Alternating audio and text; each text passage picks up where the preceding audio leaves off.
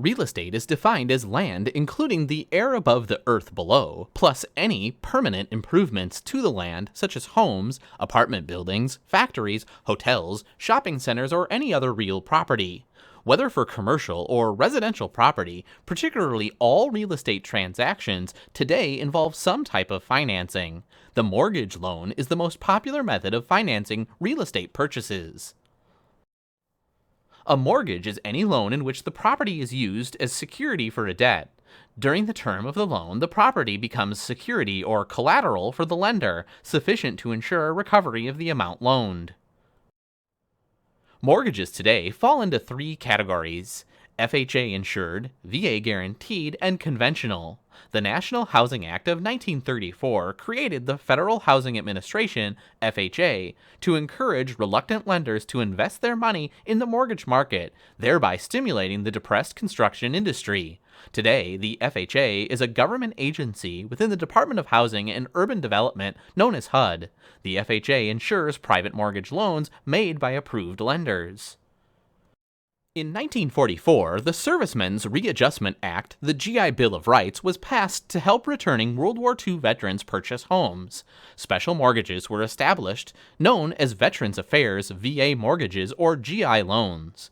Under this and subsequent legislation, the government guarantees payment of a mortgage loan made by a private lender to a veteran or buyer should the veteran be in default of the loan.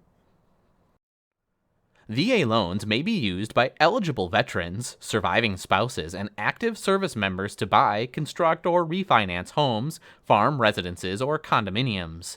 Down payments by veterans are not required but are left to the discretion of lenders, whereas FHA and conventional loans require a down payment from all buyers. Conventional loans are made by private lenders and generally have higher interest rates than either FHA or VA loans. Most conventional lenders are restricted to loaning 80% of the appraised value of a property, thus requiring a 20% down payment. If the borrower agrees to pay the premium for private mortgage insurance known as PMI, the conventional lender can lend up to 95% of the appraised value of the property. Historically, high interest rates in the early 1980s caused mortgage payments to skyrocket beyond the financial reach of average home buyers. To revitalize the slumping mortgage industry, the adjustable rate mortgage, or ARM, was created. These are mortgage loans under which the interest rate is periodically adjusted to more closely coincide with changing economic conditions. ARMs are very attractive, particularly to first-time buyers, because a low teaser rate may be offered for the first few years and then adjusted upward to a higher rate later in the loan. Today, the adjustable rate mortgage has become the most widely accepted option to the traditional 15 and 30-year fixed-rate mortgages. Extra charges known as mortgage discount points are frequently added to the cost of a loan as a rate adjustment factor. This allows lenders to increase their yield without showing an increase in the mortgage interest rate. Each discount point is equal to 1% of the amount of the loan.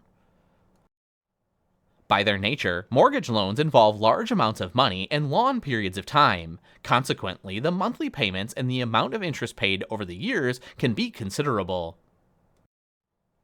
This type of mortgage is called a level payment plan because the amount of the payment remains the same for the duration of the loan. The amount of the payment that is interest gradually decreases, while the amount reduces the debt generally increases. An amortization schedule is a chart that shows the status of the mortgage loan after each payment.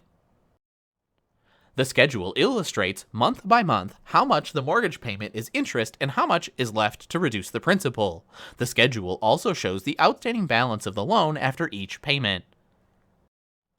In reality, amortization schedules are long because they show a loan status for each month. A 30-year mortgage, for example, would require a schedule with 360 lines. Mortgage payments include 4 parts: principal, interest, taxes, and insurance, thus the abbreviation PITI. VA, FHA, and most conventional loans require borrowers to pay 1/12 of the estimated annual property taxes and hazard insurance with each month's mortgage payment. Each month, the taxes and insurance portions of the payment are placed into a type of savings account for safekeeping known as an escrow account. Each year, when the property taxes and hazard insurance premiums are due, the lender disperses these payments from the borrower's escrow account. During the next 12 months, the account again builds up to pay the next year's taxes and insurance. The term closing or settlement is used to describe the final step in a real estate transaction. This is a meeting at which time documents are signed, the buyer pays the agreed upon purchase price, and the seller delivers the title or right of ownership to the buyer. The official document conveying ownership is known as the deed. Closing costs are the expenses incurred in conjunction with the sale of real estate. In the typical real estate transaction, both the buyer and the seller are responsible for a number of costs that are paid at the time of closing. The party obligated for paying a particular closing cost is often determined by a local custom or by negotiation. Some closing costs are expressed as dollar amounts, whereas others are a percent of the amount financed or the amount of the purchase price. At closing, the buyer is responsible for the purchase price, the mortgage, and down payment, plus closing costs. The amount received by the seller after all expenses has been paid is known as the proceeds.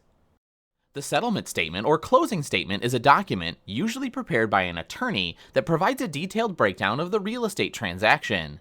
This document itemizes closing costs and indicates how they are allocated between the buyer and the seller. With an adjustable rate mortgage, known as an ARM, the interest rate changes periodically, usually in relation to an index, and payments may go up or down accordingly. In recent years, the ARM has become the most widely accepted alternative to the traditional 30-year fixed-rate mortgage. The primary components of an ARM are the index, the lender's margin, the calculated interest rate, initial interest rate, and cost caps. With most ARMs, the interest rate and monthly payment change every year, every 3 years, or every 5 years. The period between one rate change and the next is known as the adjustment period. A loan with an adjustment period of 1 year, for example, is called a 1-year ARM. Most lenders tie ARM interest rate changes to changes in an index rate.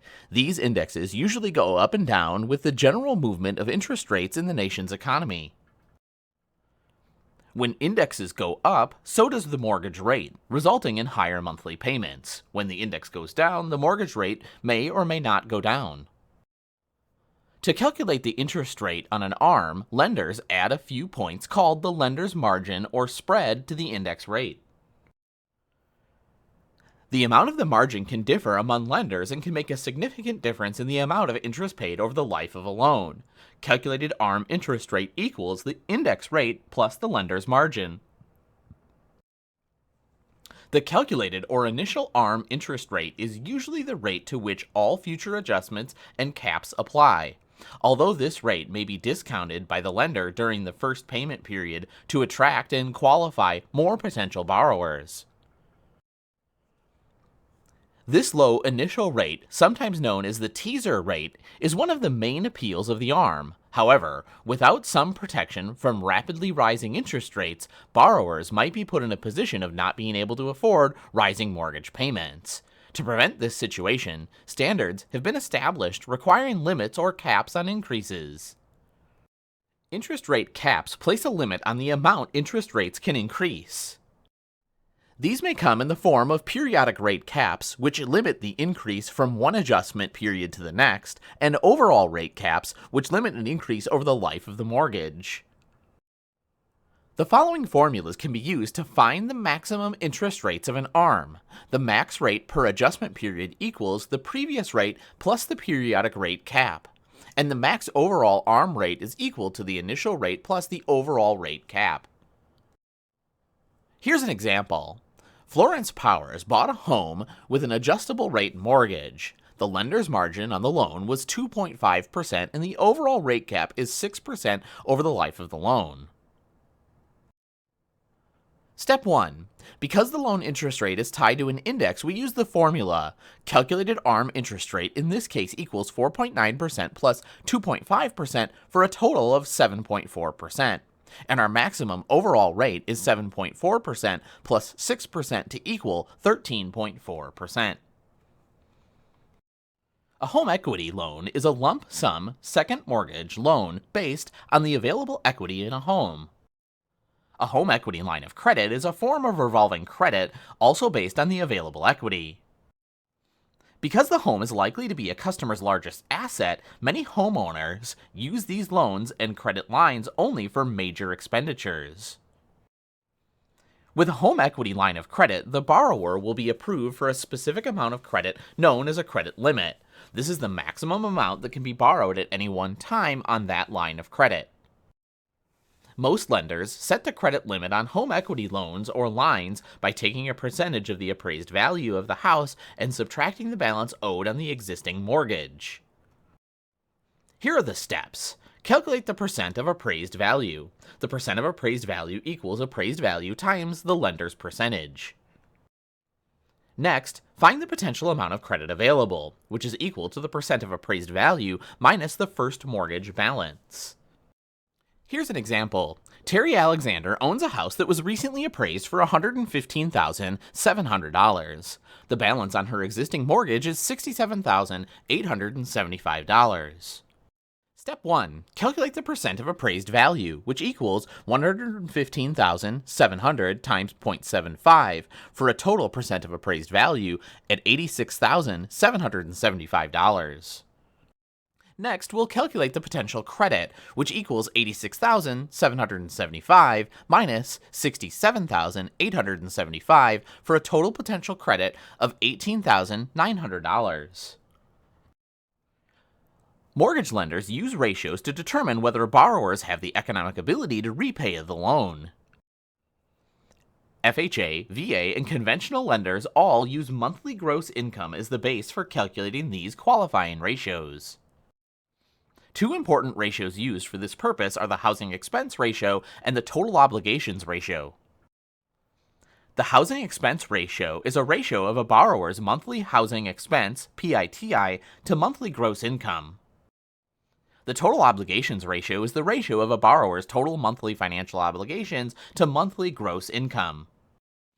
These ratios are expressed as percents and are calculated by using the following formulas. The housing expense ratio equals the monthly housing expense, PITI, over monthly gross income, while the total obligations ratio equals the total monthly financial obligations over monthly gross income.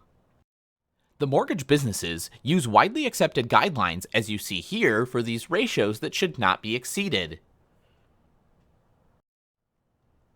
Note that the ratio formulas are an application of the percentage formula. The ratio is the rate, the PITI or total obligations are the portion, and the monthly gross income is the base. With this in mind, we're able to solve for any of these variables.